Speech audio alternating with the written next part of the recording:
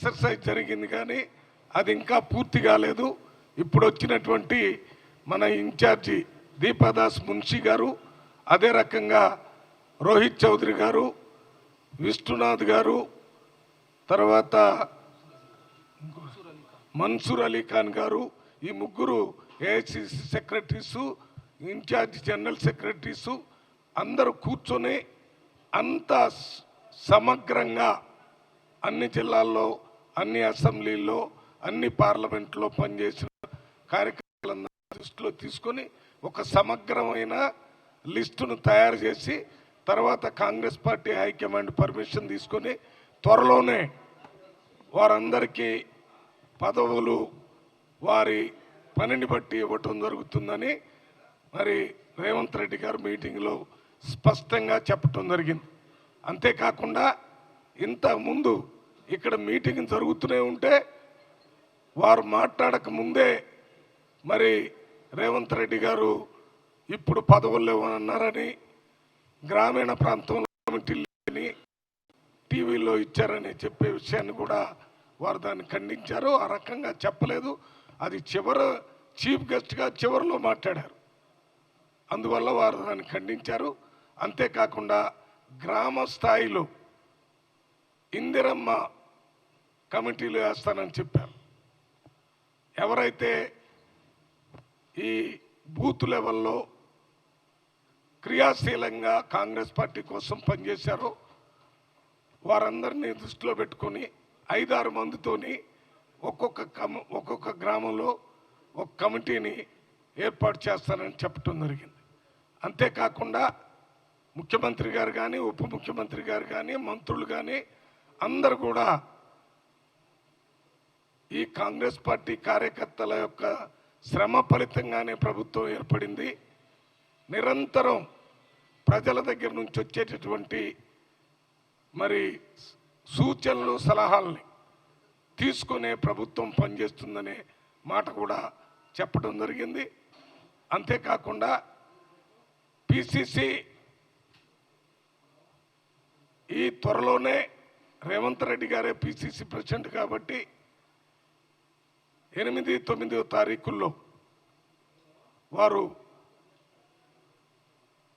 మన పాత 10 జిల్లాలకు సంబంధించిన నాయకులతో మాట్లాడి రోజుకు 5 జిల్లాల చొప్పున వారి అభిప్రాయాలు తెలుసుకొని ఏ రకంగా పార్లమెంట్ ఎన్నికల్లో ముందుకు పోవాలి, వారి సలహాలు, సూచనలు తీసుకొని దాని మీద కార్యాచరణ తీసుకుంటారని, అదే రకంగా మళ్ళీ 10, 11, 11, 12, 13 ఈ 3 రోజుల్లో ఇప్పటికే పార్లమెంటుకు ఒక ముఖ్యమైన నాయకుడు, కొన్ని చోట్ల మంత్రుల్ని, కొన్ని చోట్ల మంత్రులు కానోళ్ళను కూడా ఇన్ఛార్జిగా వేయటం జరిగింది.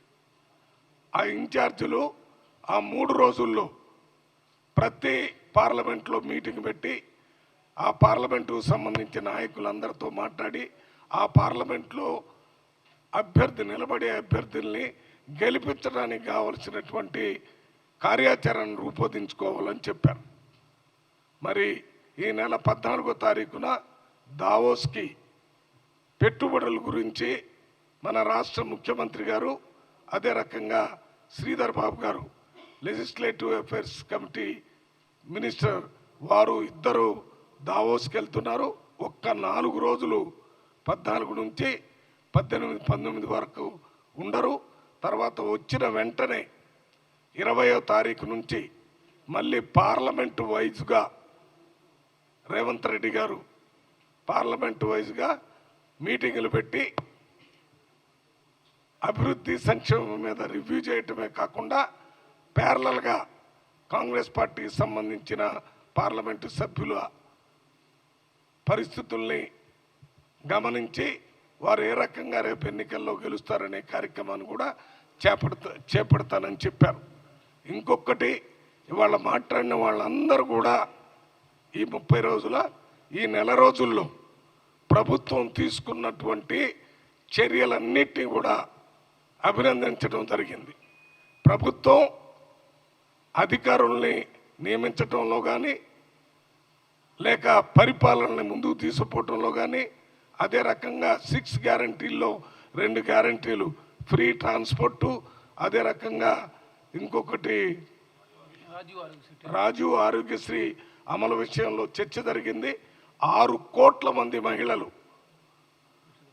ఇప్పటి వరకు ఉచిత బస్ ప్రయాణం చేసినట్టుగా ట్రాన్స్పోర్ట్ మినిస్టర్ పొన్నం ప్రభాకర్ గారు చెప్పడం జరిగింది. అంటే 6 కోట్ల మంది తిరిగారంటే ఒకే మహిళ 4-5 సార్లు కూడా తిరిగి ఉండొచ్చు. 6 కోట్ల మహిళలు ప్రయాణం చేశారు. అది ఎంతో ఉత్సాహంగా మహిళలు ఇచ్చినటువంటి అవకాశాన్ని ఉపయోగించుకున్నందుకు మొత్తం కాంగ్రెస్ పార్టీ మీటింగు యునానిమస్గా ఇది సక్రమంగా జరుగుతుంది. దీని మీద ఇదే రకంగా కొనసాగించేదానికి కాంగ్రెస్ పార్టీ తరఫున అందరూ సహకరించాలని మాట్లాడటం జరిగింది. అంతేకాకుండా ఇప్పుడు తీసుకున్న నిర్ణయాలు కానీ జరుగుతున్న పరిపాలనా విధానం 100కి 100 పాళ్ళు ప్రజా పరిపాలనలాగా ఉందని అందరూ మాట్లాడారు. ఇది ఈ మీటింగ్లో 100/100 మార్క్స్ ఈ నెల రోజుల్లో ఈ ప్రభుత్వానికి వచ్చినట్టుగా అందరూ కార్యకర్తలు, నాయకులు, మినిస్టర్లు, ముఖ్యమంత్రి గారు కూడా ఒప్పుకున్నారు. ఎక్కడ డీవియేషన్ లేదు. ఇది సంక్షిప్తంగా మరి ఈ మ్యారథాన్ మీటింగ్ ఎన్ని మీటింగ్ 3 గంటల నుంచి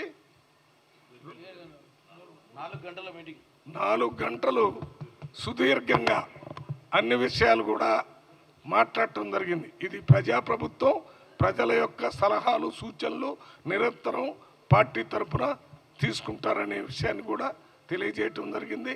కార్యకర్తలు ఎవరైనా ఈ మీటింగులు జరిగేటటువంటి ఇబ్బందులు ఏమైనా ఉంటే వాటిని మళ్ళీ భవిష్యత్తులో జరిగేటటువంటి మీటింగుల్లో అటువంటి ఇబ్బందులు లేకుండా చూసుకుంటామని ముఖ్యమంత్రి గారు సభాముఖంగా స్పష్టం చేయటం జరిగింది.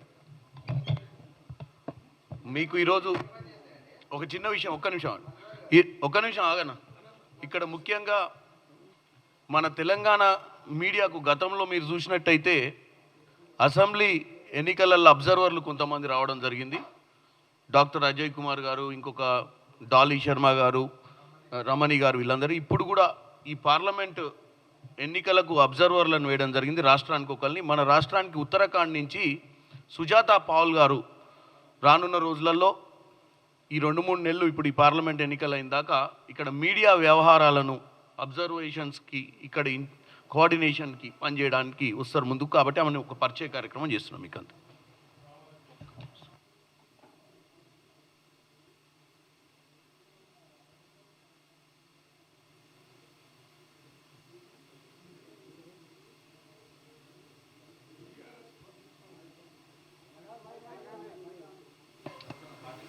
బీఆర్ఎస్ ప్రభుత్వం 30 రోజుల పరిపాలన మీద ఒక బుక్ తీశారు. నేనేమంటున్నానంటే ఇది వాళ్ళ 10 సంవత్సరాల మీద తీసిన పుస్తకం. ఇది మళ్ళీ పోయిందా, తీసేది. అది వాళ్ళు చేశారు. బీఆర్ఎస్ ప్రభుత్వం 2 గదులు ఇల్లు ఇస్తారని ప్రజల్ని మోసం చేసింది. 420 ఎవడురా 2 గదులు ఇల్లు ఇస్తారని ప్రజల్ని మోసం చేసి 2 సార్లు ప్రభుత్వంలోకి వచ్చి పరిపాలన అంతా గుప్పెట్లో పెట్టుకొని నడిపించినటువంటి ఆ ప్రభుత్వం 420 ప్రభుత్వం. అంతేకాకుండా దళితులకి 3 ఎకరాల భూమి ఇస్తానని చెప్పి మోసం చేసి దాన్ని అమలు చేయకుండా ఉన్నటువంటి 420 ప్రభుత్వం బీఆర్ఎస్ ప్రభుత్వం.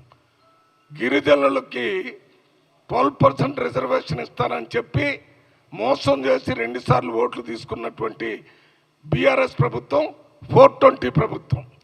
12% రిజర్వేషన్ ముస్లిం మైనార్టీలకు ఇస్తానని చెప్పి 2 సార్లు మోసం చేసి ఓట్లు తీసుకున్నటువంటి ప్రభుత్వం బీఆర్ఎస్ ప్రభుత్వం. అంతేకాకుండా మీకు తెలుసు కేజీ టు పీజీ ఉచిత విద్య ఇస్తానని దాన్ని మర్చిపోయి ప్రజల దగ్గర ఓట్లు తీసుకున్నటువంటి ప్రభుత్వం 420 ప్రభుత్వం. అంతేకాకుండా ఒకేసారి 1,00,000 రుణమాఫీ చేస్తానని చెయ్యకుండా రైతుల్ని ఇబ్బంది పెట్టినటువంటి ప్రభుత్వం, మోసం చేసిన ప్రభుత్వం 420 ప్రభుత్వం బీఆర్ఎస్ ప్రభుత్వం. అంతేకాకుండా 2 లక్షల ఉద్యోగాలు ఖాళీగా ఉంచి అమలు చేయకుండా ఉద్యోగాలలో చేయకుండా అదే రకంగా పబ్లిక్ సర్వీస్ కమిషన్లో పరీక్షలు పెట్టడం, లీకులు చేయటం, ఉద్యోగాలు ఇవ్వకుండా చేయటం, యువకుల్ని ప్రజలందరినీ మోసం చేసిన ప్రభుత్వం బీఆర్ఎస్ ప్రభుత్వం, 420 ప్రభుత్వం.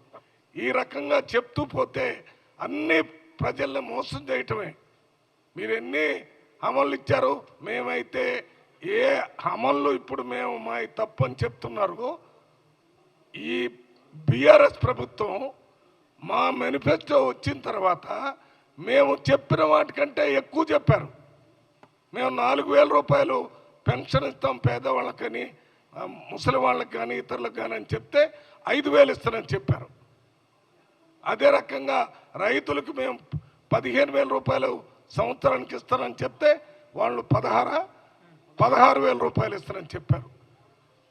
అదే రకంగా గ్యాస్ సిలిండర్ మేము 500 రూపాయలకి ఇస్తారని చెప్తే వాళ్ళు 400కి ఇస్తారన్నారు. అంటే మీరు ఈ హామీలు మీరు ఇచ్చినప్పుడు మీకు డబ్బు అమెరికా నుంచి వస్తుందా, జర్మనీ నుంచి వస్తుందా, లేకపోతే తెలంగాణ ఇన్కమ్ నుంచే చేస్తారా?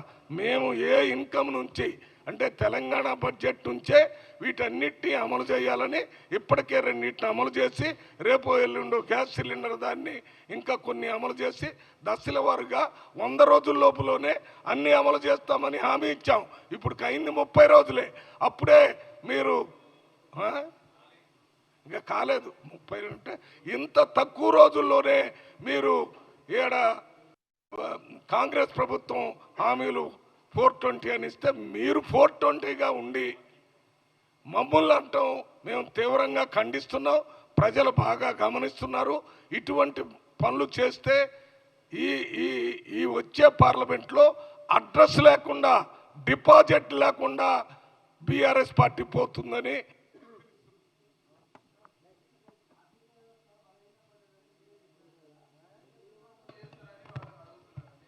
అంటే ఆర్థికంగా వాళ్ళు అప్పులు ఎక్కువ చేసి రాష్ట్ర ఆర్థిక వ్యవస్థని కుప్ప కూల్చిపోయారనేది వివరాలన్నీ మీ అందరికీ తెలుసు.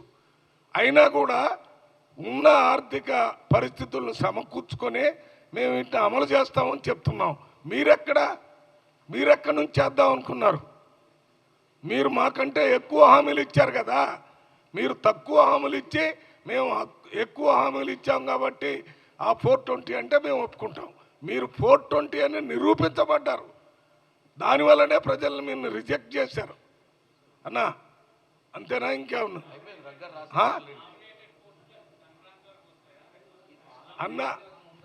అన్నా త్వరలో అంటే తర్వాత జరిగే ఎన్నికలు పార్లమెంట్, దానికంటే ముందే అనేది చెప్పటమే ముఖ్యమంత్రి గారు స్పష్టంగా చెప్పారు. డేటు ఇది ఇవాళ ఎంత 3 లేకపోతే 10 అని నేను చెప్పలేను కదా. అంతకంటే ముందే ఇప్పుడంతా అసలు ఇవాళనే దాని మీద ఒక లిస్టు తయారు చేసుకొని ఢిల్లీ పోదాం అనుకున్నారని ముఖ్యమంత్రి గారు చెప్పారు. కానీ అనివార్య కారణాల వల్ల కొన్ని చేంజెస్ జరిగినాయి కదా.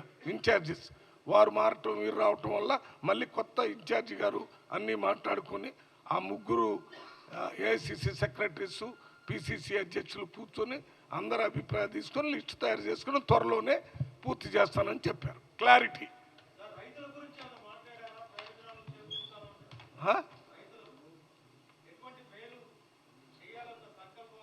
అన్ని చెప్పినవన్నీ చేస్తామని వాళ్ళ మీటింగ్లో మాట్లాడారు.